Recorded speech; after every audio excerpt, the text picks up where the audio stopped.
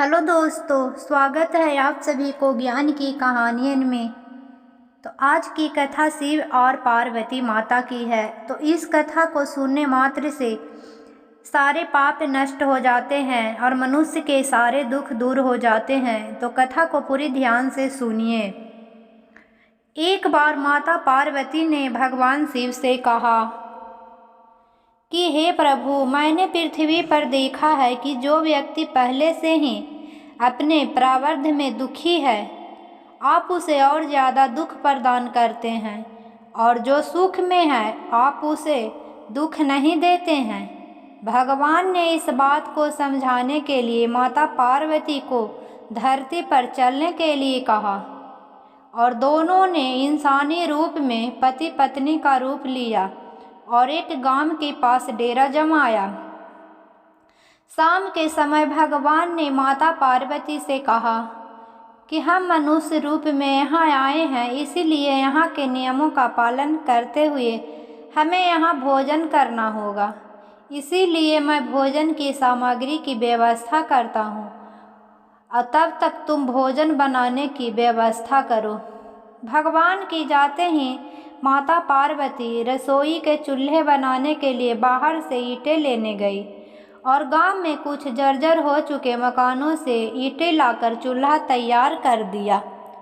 चूल्हा तैयार होते ही भगवान वहां पर बिना कुछ लाए ही प्रकट हो गए। माता पार्वती ने उनसे कहा, आप तो कुछ लेकर नहीं आए प्रभु, भोजन कैसे बनेगा? तो भगवान बोले, पार्वती, अब तुम्हें इसकी ज़रूरत नहीं पड़ेगी। भगवान ने माता पार्वती से पूछा कि तुम चूल्हा बनाने के लिए इन ईंटों को कहाँ से लेकर आई हो? तो माता पार्वती ने कहा, प्रभु, इस गांव में बहुत से ऐसे भी घर हैं जिनका रख रखाव सही ढंग से नहीं हो रहा है। उनकी जर्जर हो चुकी दीवारों से मैं ईंटें निकाल कर ले आई हूँ। भगवान ने फिर कहा, जो घर पहले से खराब थे तुमने उन्हें और खराब कर दिया। तुम ईंटें उन सही घरों के दीवारों से भी तो ला सकती थी। माता पार्वती बोली, प्रभु, उन घरों में रहने वाले लोगों ने उनका रख रखाव बहुत सही तरीके से किया है और वो सुंदर भी लग रहे हैं। उचित नहीं होता।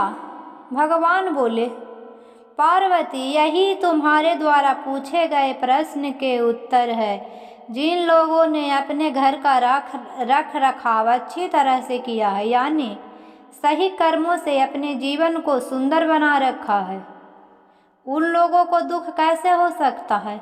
मनुष्य के जीवन में जो भी सुखी है वह अपने कर्मों के द्वारा सुखी है, और जो दुखी है वो अपने कर्मों के द्वारा दुखी है। इसीलिए हर एक मनुष्य को अपने जीवन में ऐसे ही कर्म करने चाहिए जिससे इतनी मजबूत व खूबसूरत इमारत खड़ी हो सके कि कभी कोई उसकी ईंट को भी ना हिला सके। तो दोस्तों, अच्छे कर्म करना चाहिए और पुण्य का काम करना चाहिए। तो कहानी अच्छी लगी तो चैनल को सब्सक्राइब करें और वीडियो को लाइक करें।